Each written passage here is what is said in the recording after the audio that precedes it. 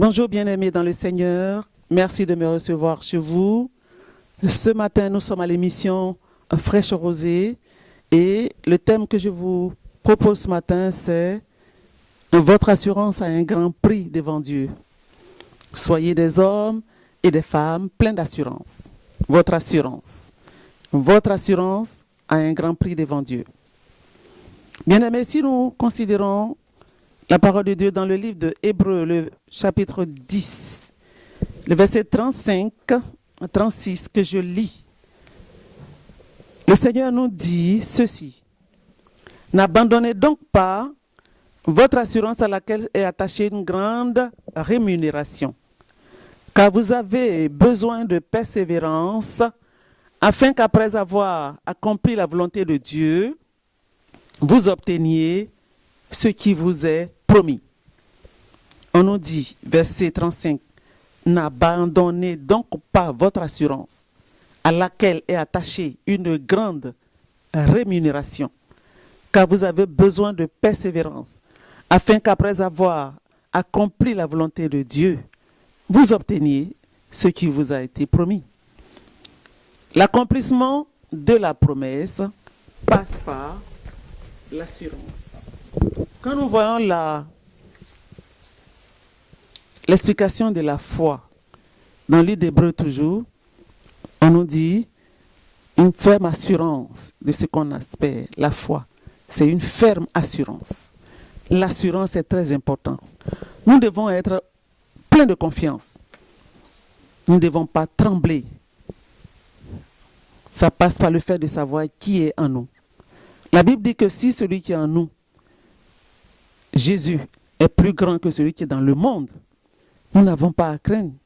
Qui sera contre nous? Bien-aimés, je voulais vous inviter à méditer vraiment cette parole.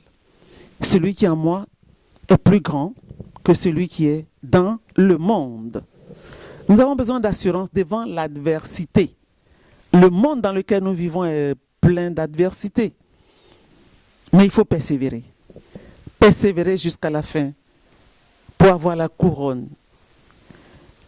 Le Seigneur a dit à Josué, dans le livre de Josué, le chapitre 1 et le verset 6, « Fortifie-toi et prends courage. » Et voyez bien, au verset 8, le Seigneur répète la même chose. « Fortifie-toi, prends courage. » Encore plus loin, il lui dit, « Ne t'ai-je pas dit, fortifie-toi et prends courage. » C'est un ordre divin. C'est un ordre divin. Bien-aimé, je suis en train de me rappeler d'une chose. Quelque part dans la Bible, le Seigneur dit, si tu trembles à Jérémie, qu'il a envoyé en mission aussi, le jeune Jérémie, il dit, si tu trembles devant ceux vers qui je t'envoie, je te ferai trembler encore. Ah! Mais je prie que ce ne soit pas ton partage. Parce qu'à partir d'aujourd'hui, tu ne vas plus trembler devant quoi que ce soit. Tu seras rempli de confiance, tu ne trembleras plus jamais. Mais par contre, tes ennemis tourneront toujours le dos en ta présence. N'oublie pas que tu as en toi le Dieu terrible. Vous savez quoi? Le Seigneur m'a dit, en 2011, alors que j'étais en Allemagne pour des soins concernant le cancer, ma fille, j'ai le monopole de la terreur. C'est vrai. Quand nous voyons ce qu'il a fait dans le livre d'Exode à Pharaon et toute l'Égypte avec les 10 plaies, nous pouvons être d'accord avec lui qu'il est le Dieu terrible. Qu'il est le Dieu terrible.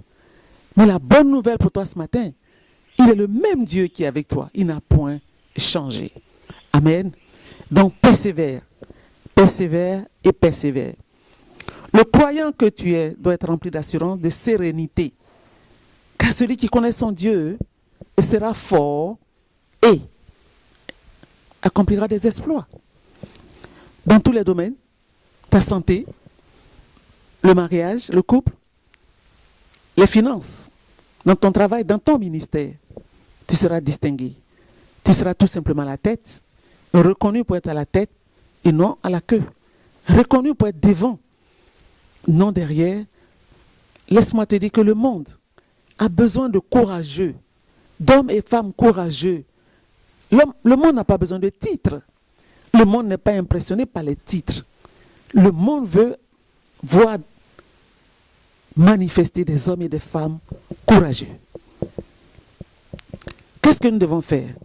Aujourd'hui, Dieu nous donne la grâce de demeurer confiants, car il est notre salut. Aujourd'hui, toi qui m'entends, toi qui m'écoutes, qui es sous l'influence de ma voix, Dieu te donne la grâce spéciale de demeurer confiant.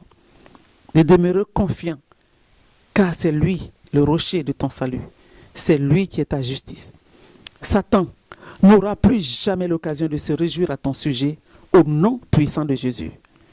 Tu reçois la grâce d'éteindre tous les traits enflammés du diable par le bouclier de la foi qui est en toi.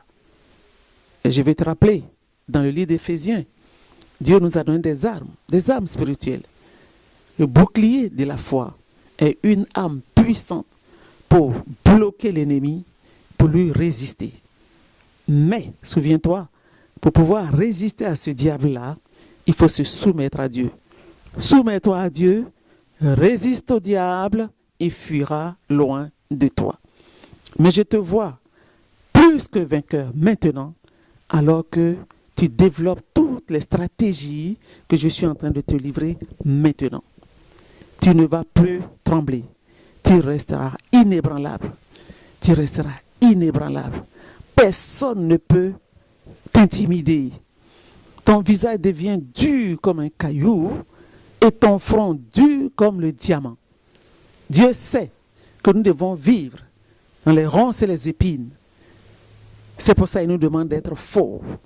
N'oublie pas que le Seigneur dit, je vous envoie comme des brebis, des agneaux parmi les loups.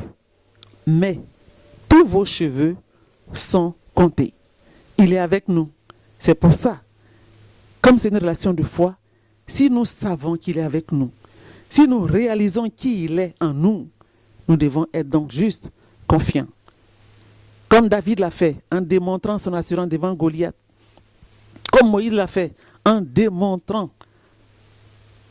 son calme devant Pharaon. Je te vois opérer dans cette dimension au nom puissant de Jésus. Demeure béni. Shalom et à bientôt. Amen.